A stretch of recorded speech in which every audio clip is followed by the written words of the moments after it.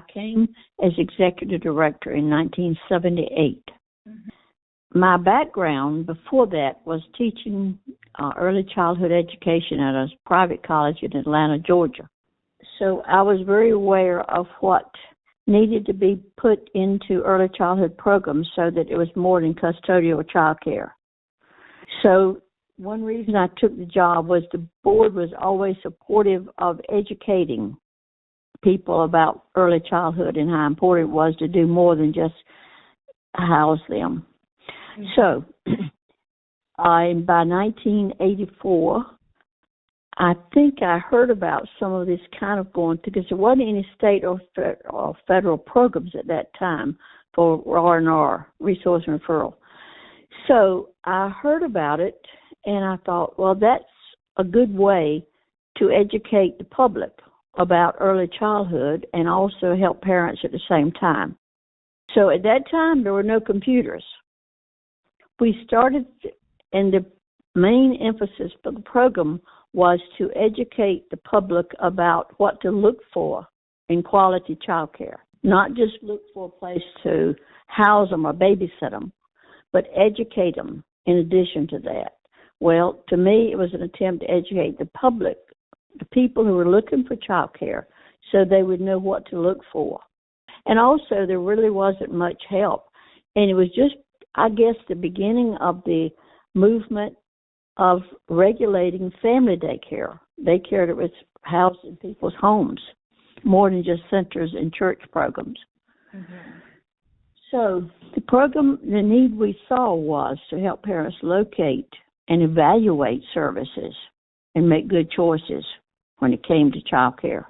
It came from my background of wanting to have quality programs for children instead of just warehousing. To me, the match there in Indianapolis at the Day Nursery at that time was a perfect match for what I wanted to do and my career goals. So, anyway, when we started the program, you've got to realize with no computers, we had like cards, printed cards, that we would gather information about providers.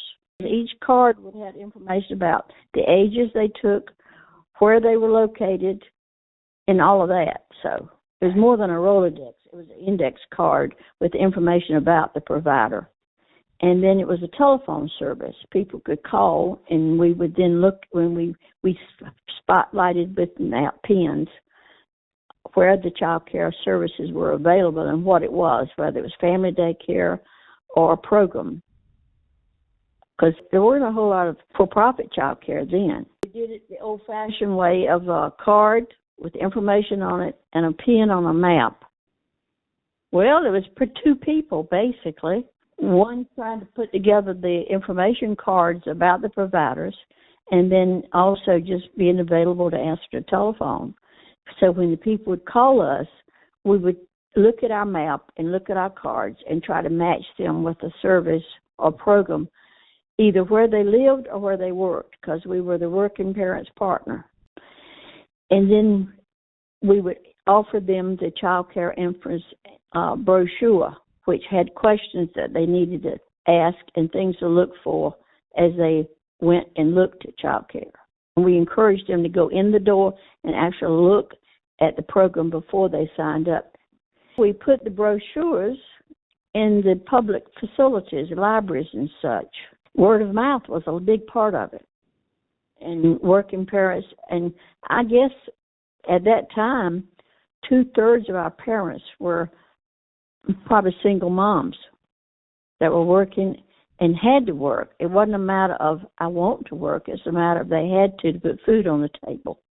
So, and I don't think at that time in 1978 to 79, I don't know if the food program was even available. And later we got funding for that. And also the daycare homes got funding for food services.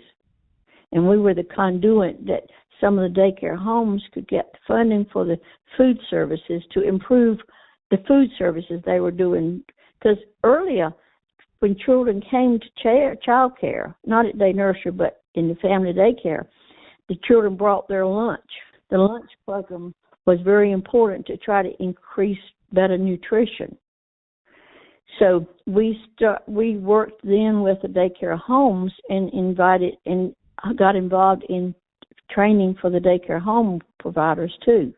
We got a grant from Target to do family daycare training.